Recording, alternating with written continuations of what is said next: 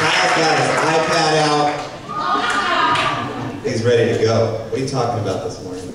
Grace. Grace. All right. So what is grace? Ask yourselves. Well, grace is unmerited favor or undeserved favor. And we receive God's favor because He loves us, and not by our own doing. We cannot earn grace. Grace is a gift. And God doesn't love us more when we are good, or loves us less when we are bad. That's all the same. And in Romans chapter 5, verse 9 through 20, or 19 through 20, for as by one man's disobedience many were made sinners, so by the obedience of one shall be made righteous.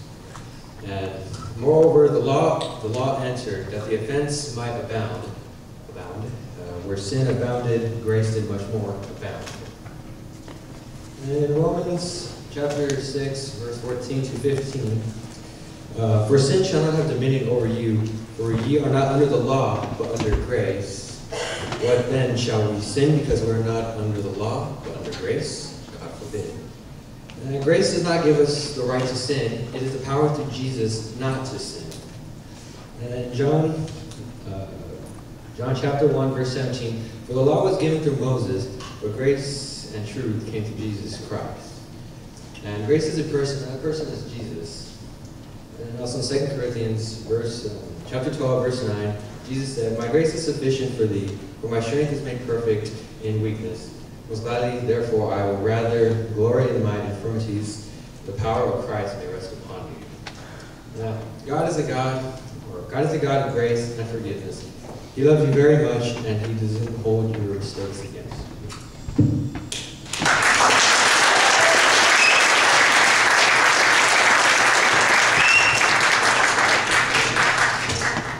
Thank you, Kyle. Thank you, Kyle. Aubriana, you're up next.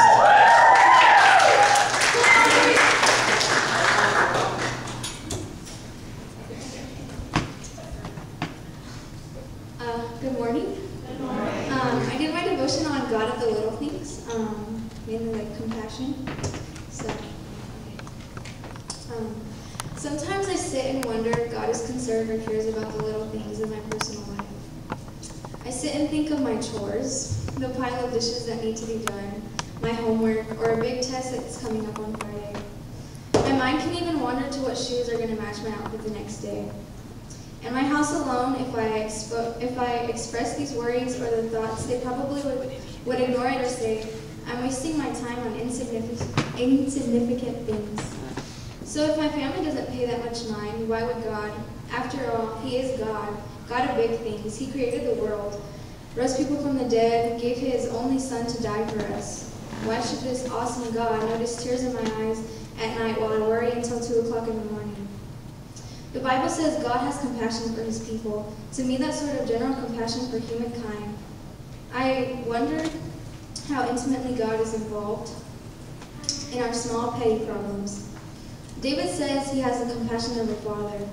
There's people in my life that when I have a bad hair day, my Nana can still make me feel beautiful. Another example is when big problems arise that sometimes overwhelm me, I have my aunt and uncle who literally took me into their home and made me feel comfortable, protected, and love that my big problem suit had faded away into the back of my mind. This is the kind of love God has for us, father love, or in my life, family love.